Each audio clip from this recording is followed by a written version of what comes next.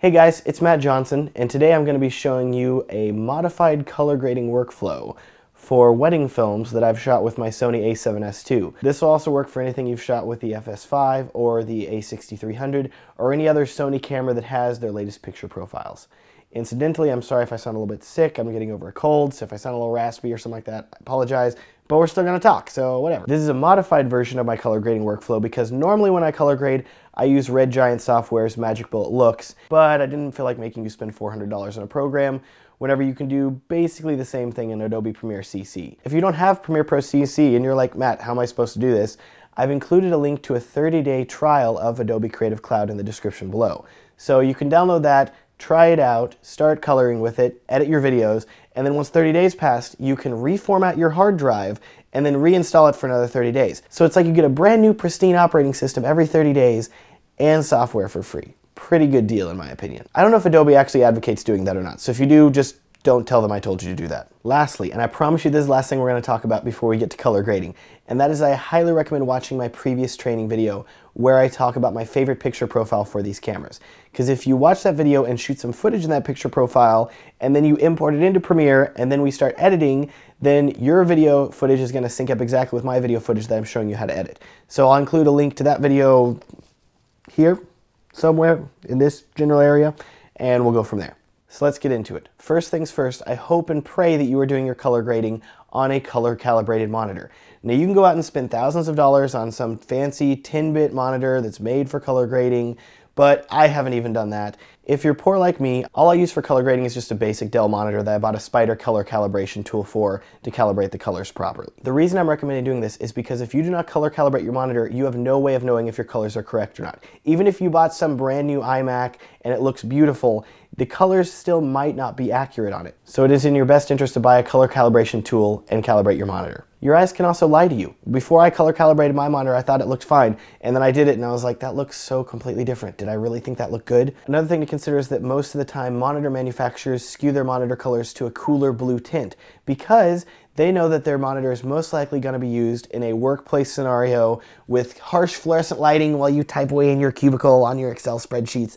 And so the issue is that that blue tint that you are getting is not something that you want to be translating over to your color grading. We don't want that tint, and calibration can bring you to a neutral look that will look the best across most screens. So please, please color calibrate your monitor at some point, because if you are delivering a video to a client that they paid for, you want it to look as best as possible. That's why we're color grading anyways, right?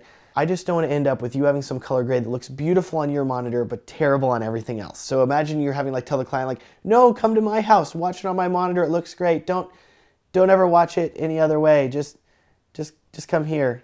You don't have to do that. With all that out of the way, let's get a little philosophical. I want you to think about what mood you want to express in your films, because color grading is all about setting a mood. Mood, like a cow. Not like a cow. And this can all completely vary depending on your couple too. Are they bright and happy? Are they in a country setting? Are they getting married atop a skyscraper? All of these locations and moods and feelings and emotions of your couple can dictate where you go with your color grade. Also, I want you to think about the look that you want your work to represent. Ideally, someday in the future, someone will be watching one of my videos and be like, hey, that looks like one of Matt Johnson's videos. I recognize that color grading. It hasn't happened yet, but I can hope and dream that someday that'll happen. We already do that with other people. Think about if you've seen the first season of Daredevil. It has this yellow and purple look that's so unique, and you could watch it and be like, that's Daredevil, that's great. Or for a more extreme example, think about Michael Bay. All of his movies look the same. It's super high contrast, high saturation, skin tones like orange popping out at you. What it is that you see it and you say, that's Michael Bay. That's a summer blockbuster. That's something that he did. I'm not advocating doing that exactly, but having a look that's recognizable can be incredibly powerful. I would also recommend learning about complementary colors because there's a whole science of color that goes with the art of color, and knowing both can help your color grading be even better. Got the philosophy down? Great. Let's jump right into grading. This is Premiere Pro CC. And just for clarification, I'm using the 2015.2 release, and I'm going to assume you already know how to import footage and you already know how to create a timeline, because if you don't know how to do that, then we got a lot more basics to cover. So we're going to pretend that you already have your film edited and you're ready to color grade it. So first off, you're going to scroll through your edited film until you find your hero shot. Now the hero shot is the shot that you believe that most exemplifies your film. Ideally one that has a lot of highlights, a lot of shadows, something that really shows off this is what my film looks like. This is what it's gonna be. I would choose this shot as the hero shot because not only does it offer a great variety of shadows, highlights, and midtones, but it also exemplifies the wedding. This was Caitlin and Paul. They got married outdoors in December. It was beautiful weather because this is Texas, and so it doesn't get wintry here really, thankfully. So to start, we're gonna go up to the color tab, which is one of the best things that Adobe ever added to Premiere, in my opinion. So select color. And you'll notice over here that you now have this whole Lumetri Color window, and it could be in a different spot on yours, but it's got basic, creative, curves, color wheels, and vignette. The only two things that we really need to concern ourselves with are curves and color wheels. If you understand curves and color wheels, you can grade anything. And it applies not only to video, but to photo too, and everything else. If you can understand these two things, it will work cross-platform. Regardless of what you're doing, your editing software will probably have curves and color wheels. So focus on those two things. If you can get those two things, you are set. You are golden. Now that I've just said that, we're actually not going to start there. We're going to go to basic correction first. Before I do any other grading, I like to boost the saturation a little bit because this is a pretty flat image.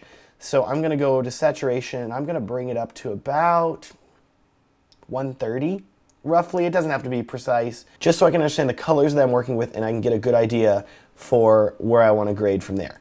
First off, we need to talk about what kind of grade that you want for this image.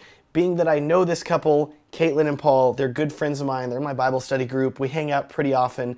They are some of the funnest, happy-go-lucky people that I know, and whenever I think about them, I think bright colors, good saturation, like warm, inviting, and even though it's like winter, which you would think cold, this is Texas, so it's not winter, it's a beautiful blue sunny day. For their wedding film, I want them to look back on and say, man, that was a happy and fun day, and I want the color grade to push that further. So I don't want just the editing to be like, man, that was fun, but I want them to watch the grade and be like, that was a fun day. Man, because their emotions are impacted and the mood is impacted by the color grade. Once you brought your saturation up a little bit so you can really kind of tell what you're working with, we're gonna go to curves. Now, curves and color wheels, like I said, are the most important things. If you can learn colors and color wheels, you basically can work on any color grading software, be it Lumetri, be it Resolve. Everything uses curves and color wheels. So if you learn those two things, that will be amazing for you. You should always start with curves. Once you get your saturation boost a little bit, go straight into curves. This may look confusing to you, but it's really not. I will make this as simple as possible for you to understand. First, let's start at the top. You have white, red, green, blue. RGB, you may have heard of that before because red, green, and blue are the basis for all other colors. Now white is considered all colors, so that's why white is selected. So whenever we're starting here with our curve, we want to make sure that white is selected because we want to affect the curve for all the colors. Now what is the curve? Okay, this is fun. The curve is the brightness and contrast of your image, and that is broken up into three segments. There is shadows, midtones, and highlights. Remember that. If you remember one thing from this, shadows, midtones, and highlights. Bottom left of the line, shadows. Middle, midtones. Top, highlights. So, shadows, mid, middle, highlights. Top, high, because we're at the top of the line. So as you can see, if I adjust the shadows portion, it's going to adjust shadows. If I adjust the midtones, it's going to adjust this. If I adjust highlights, it's going to adjust this. First, let's adjust our shadows. So we're going to click once, and it's going to make a little data point. And you're going to drag up and down with your mouse. So if you drag up, start to bring up your shadow level. See? Drag down, start to bring down your shadow level. And at this point, I want to crush the shadows just a little bit, maybe down to there. That's one of the first things you'll learn about color grading. It's a subtle art. You don't want to go crazy. You start adjusting a ton, you end up with this digital black look that just looks awkward, or like a crazy blown out look. You don't want that. So subtlety is key here. So down about there, I'd say. Everything is kind of up to your interpretation too and whatever you feel like. Keep in mind that the longer you look at the image, the more used to it you'll get. So if you're ever like, man, I don't know if this looks good or not, take a step away. Like literally go and spend 5 minutes doing something else, then come back to it and you'll be able to say, oh, that does look good, or it doesn't look good. From what I've researched and understood, you really only have about 5 to 10 seconds to look at an image before it starts getting baked into your mind, and so you really need to step aside at some point, even get a second opinion if you can from someone else about how your color grade looks. Next, we're going to click here in the middle and make another data point, and we're going to start to adjust the midtones. Midtones being usually where the majority of your skin tones are. So you want to pay very special attention to your midtones because that affects the skin tones and how people look in your image. You don't want alien green people or weird skin tones that look either too dark and washed out or too bright, and you don't want people glowing. You want something that's subtle right in the middle that resembles film. So we're going to bring up the middle here just a little bit. Tones, and you'll notice that the skin tones start looking pretty good. We don't want too extreme, so I would just say about right there is good. Lastly, you've got your highlights. And as you can see over here, these are starting to look a little digital and baked because the sun was so bright on this side of the image. And so that can be distracting. So what we're going to do is we're going to go over here, click and create a third data point for our highlights, and drag those down a little bit. And you'll notice that they go from kind of digital popping to much more subtle, like, oh, it looks like the grass is a little bright, but that's not distracting from the rest of the image anymore. Now that you've adjusted the shadows, midtones, and highlights of your curves, it's time to go to the color wheels. And what is this? Shadows, midtones, highlights. This is adjusting the color for those three segments. So you adjust the shadow color wheel, it's going to bring that color into the shadows. Midtones the same, highlights the same. In this case, you always want to start with the midtones. You're going to click in the center here, and you're going to grab this little plus, and immediately the color wheel appears. And in this case, because I want to go brighter, happier, warmer, I'm going to start going up and to the left, dragging into a warmer color. And you'll notice that's immediately affecting the skin tones, and they're going from washed out to a more saturated, warm color. Now you don't want to go too extreme on this. It's so easy just to drag it up and be like, looks good, but it doesn't. It looks way too red and that looks weird. So you don't want to do that. You want to bring it down, I would say no more than about here or so, and that way you get a nice red. Now be careful, because if you drag it too far to the left, you start getting green. You drag it too far to the right, you start getting purple. And you don't want that. You want right in the middle of those two. I'd say about here, looks good. This is all just, you know, personal opinion here, but I think it looks pretty good. Are you seeing the benefit of a color calibrated monitor right now? If you didn't have a color calibrated monitor, you wouldn't be able to tell, ah, that looks good or not. It's just more like, yeah, I hope. Next, we're going to adjust the shadows, and you want to be really careful with the shadows because it's really easy to mess up your image quickly. For example, if I start being like, let's add some blue to the shadows, immediately it starts adding that total tint and it looks weird. Or you can add some green, suddenly we got Alienville, or you got red and it looks like maybe some sort of insane murder plot, which is not something that you want. The other thing you should be thinking about is complementary colors. So complementary being a color that is on the opposite side of the color wheel from the color that you are currently using. So if you have warmer skin tones, maybe you want cooler shadows to make the skin tones pop out of the image. So in this case, we're going to go over shadows. We're going to start dragging down to blue to make the skin tones pop a little bit. But you'll notice here, I go too far to the right, get too red, don't want it to get too green. It's a very, very subtle fine line. And you don't want to go too far either. Very little, about there, I'd say. You don't want to go too crazy. Lastly are the highlights. And half the time, I don't even adjust the highlights because adjusting the highlights can make very weird things happen to your skin tones, very weird things happen to the brightness of the image. It can just make things look weird quickly. Oftentimes I'll leave it already as it is because I've already white balanced for the light source in the room, and so I know that color looks good. In this case, I think I'd like the sunlight over here on the left side to be a little warmer and a little more vibrant. So I'm going to go over to highlights and I'm going to bring them up mostly into the red because I don't want that green reflection coming in. I want just a lot of red to offset that. So you start bringing that up there and suddenly highlights are looking pretty good. And here's your finished grade. Without, with, without, with.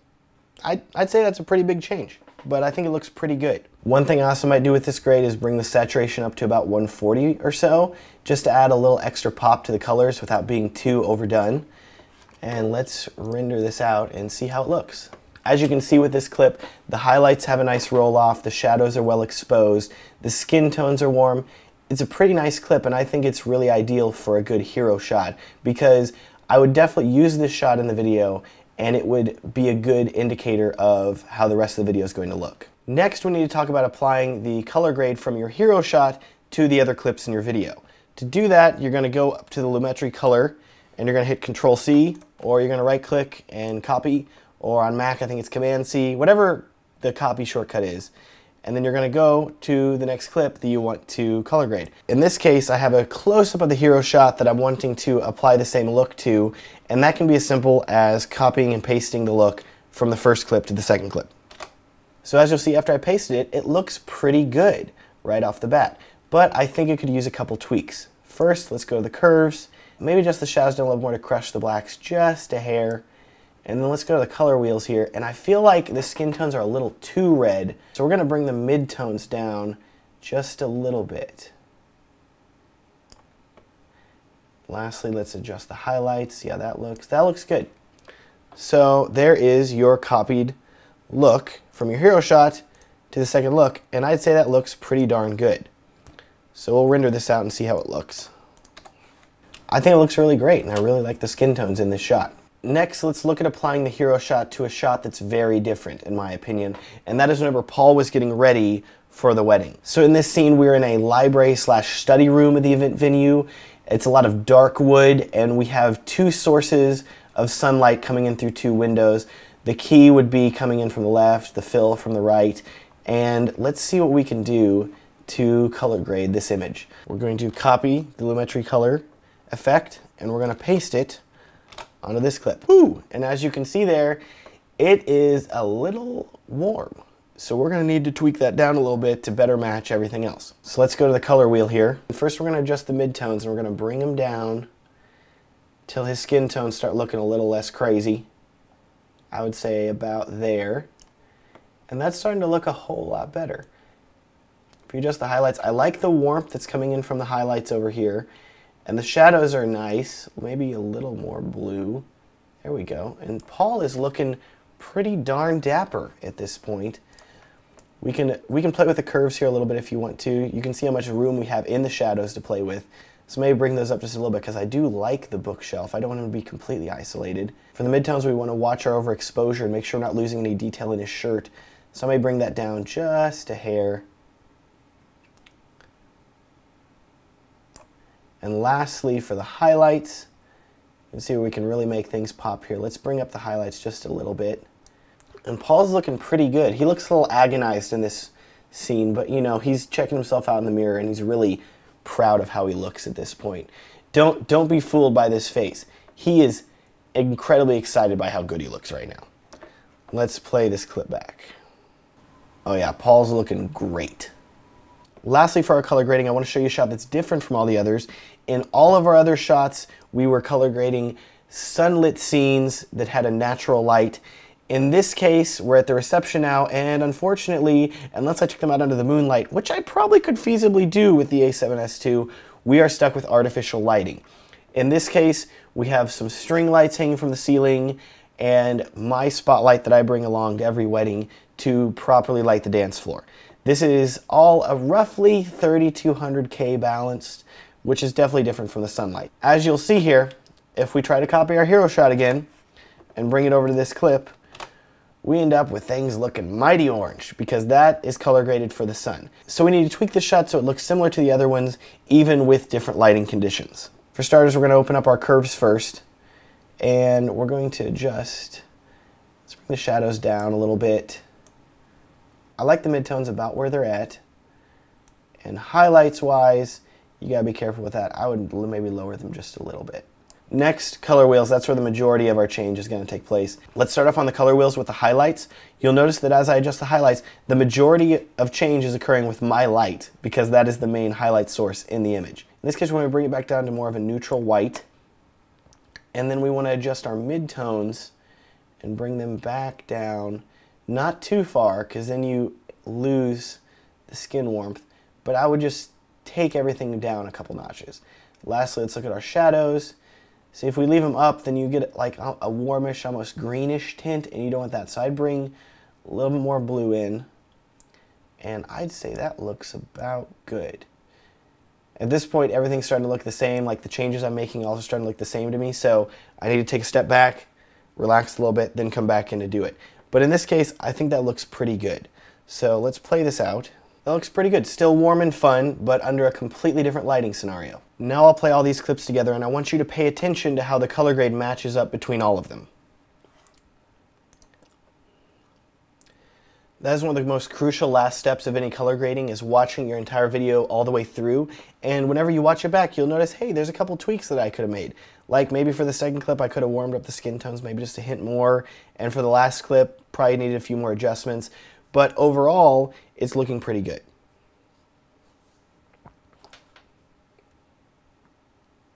Ta-da! You just learned how to color grade your first wedding video.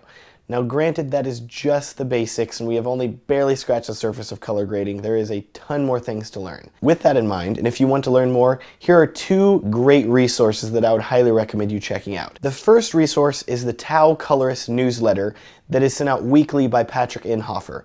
And in it, he goes into detail about the latest color grading technology, philosophy, tips and tools that'll help you become better, and it is a great educational resource. I sit down every Sunday afternoon and read it. Also, Patrick runs the Tao of Color website, which offers tutorials and even a full course that covers color grading an entire feature film. You can sit down, color grade your way through the film, and he will provide you feedback through every step of the way, which is really awesome if you really want to learn a ton. The second resource I would recommend is, of course, Color Grading Central by Denver Riddle. The guy is kind of a legend in the color grading community now. He has a ton of tutorials on his YouTube channel for free. He makes plugins and LUTs that you can buy to use in your own footage. The guy is really great and his website's awesome, so I would highly recommend checking that out if you want to learn more about color grading. I really hope this video has been helpful to you. In the very near future, I have another video coming out that's going to be all about lookup tables, or LUTs, and how you can use those when color grading your footage. So we're going to go through a lot of the same stuff I did here,